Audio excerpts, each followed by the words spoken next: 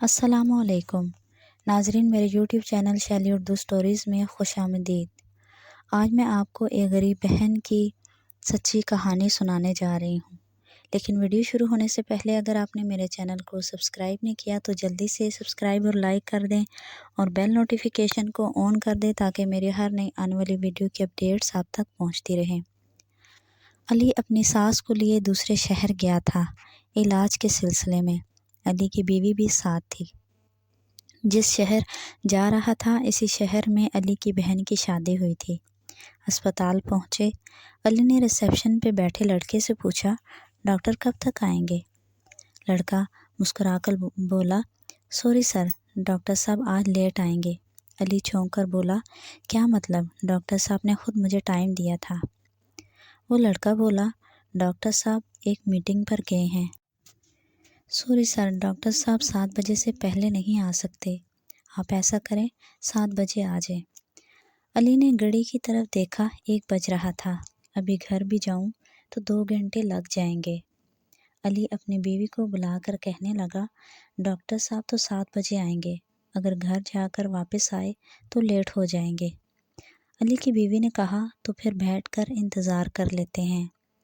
अली अपनी सास की तरफ देखकर बोला, आप अपनी अम्मी से पूछ लें, अगर इनको इतराज़ ना हो तो मेरी बहन आमना का घर नज़दीक ही है, उसी के घर चले जाते हैं।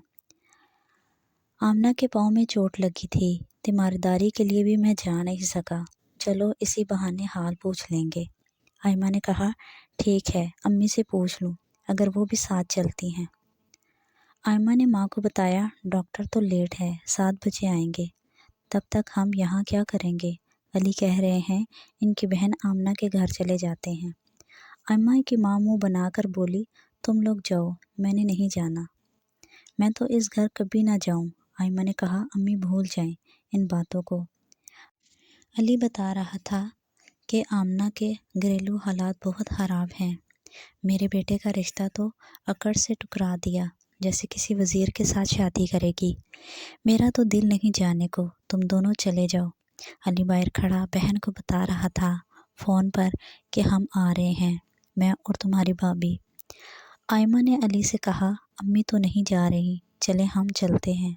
जैसे ही वो दोनों जाने लगे, इतने में अली की सास ने आवाज़ दी, मैं भी साथ चलती हूँ, देखो तो सही कौन से महल में रह रही है और कितनी होश है। इधर आमना घर में अकेली थी, इसका शौहर काम पे गया हुआ था। आमना परेशान हो गई कि अचानक भाई के आने का कह रहे हैं, घर पर कुछ ना था, अब क्या करेंगे? आमना ने शौहर को कॉल की तो इसके शौहर ने कहा, मैं इस्लामाबाद आया हूँ। आमना ने कहा, अब क्या करूँ? भाई भाभी घर आ रहे हैं, इनको देने के लिए घर में कुछ भी नहीं है। इसका शौहर प्यार से बोला, आप खुद देख लें, आप समझदार हैं, कुछ ना कुछ कर लें। आयमा ने देखा फ्रिज में एक आम पड़ा हुआ था और दूध का एक ही गिलास था। आमना ने सोचा, चलो 2 गिलास बन जाएंगे, थोड़ा सा पानी मिला लूँगी और बर्फ़ ज़्यादा डाल दूँगी। इतने में दरवाज़े पर दस्तक हुई। आयमा ने जैसे ही दरवाज़ा खोला, सबको सलाम किया। ये क्या, भाई ने तो कहा था हम दोनों आएंगे, साथ भाई की सास भी आ गई, अब क्या करूँ? मुश्किल से जूस के 2 गिलास बने। सास आमना को देख रही थी। आमना कपड़े धो रही थी, थोड़ी सी हालत बिगड़ी हुई थी। सास ने तंज करते हुए बोली, इतने कपड़े किसके लिए धो रही हो? शोहर ने धोबी की दुकान तो नहीं बना ली? आमना मजाक में बात टाल गई। आमना किचन में आ गई, परेशान थी, अब क्या करूं? जूस तो सिर्फ 2 गिलास हैं। भाई ने सास के बारे में बताया ही नहीं, वो भी आ रही हैं, अगर इसको पता चला तो मेरा बहुत तमाशा लगाएगी। आमना ने 2 गिलास जूस एक भाई की सास को दे दिया और एक भाभी को, फिर 1 गिलास भाई की जानब बढ़ाया। भाई ये लें, आपकी favourite cold drink Sprite. Ali ने मुस्कुराते हुए गिलास पकड़ लिया। अली ने जब घूंट भरा तो चौंक गया, ये तो पानी है। अली अली समझ गया, ज़रूर कोई ना कोई वजह होगी जो आमना ने मुझे पानी का गिलास दिया है। अली पूछने लगा, तुम्हारा शौहर कहाँ है? इसका कामकाज कैसे चल रहा है? आमना ने आहिस्ता से कहा, इंशाल्लाह इनको कंपनी वाले प्रमोशन देंगे, اتنے میں علی کی ساس بولی، علی یہ جوس بہت ٹھنڈا ہے، مجھے تم اسپرائٹ دے دو۔ اسپرائٹ میرے معدے کے لیے بھی ٹھیک ہے۔ آمنہ گھبرا گئی اور علی کی طرف دیکھا۔ علی چپ ہو گیا۔ علی نے آمنہ کو کہا، جاؤ آمنہ، تم امی کے لیے اور گلاس لے آؤ۔ امی میں نے تو آدھے سے زیادہ پی لی ہے۔ آمنہ اٹھنے ہی لگی تھی کہ علی بولا، تم بیٹھی رہو، پاؤں کے زخم کا خیال رکھا کرو، زیادہ نہ چلو، میں لے آتا ہوں۔ علی جلدی سے کچن میں گیا۔ فریج میں کچھ نہ تھا۔ علی پانی دینے کی وجہ سمجھ گیا تھا۔ علی نے خالی گلاس نیچے پھینک دیا۔ گلاس ٹوٹنے کی آواز سن کر آمنہ بولی، علی بھائی کیا ہوا؟ علی نے مسکرا کر کہا، بوتل گر گئی ہے، میں ایسا کرتا ہوں، امی کو دکان سے لا دیتا ہوں۔ ساس جوس کا گھونٹ بھرتے ہوئے بولی، رہنے دو، اب جوس ہی پی لیتی ہوں۔ آمنہ کی جان میں جان آ گئی۔ آمنہ نے کہا، ڈاکٹر کب تک آئیں گے؟ میں بریانی پکا دوں۔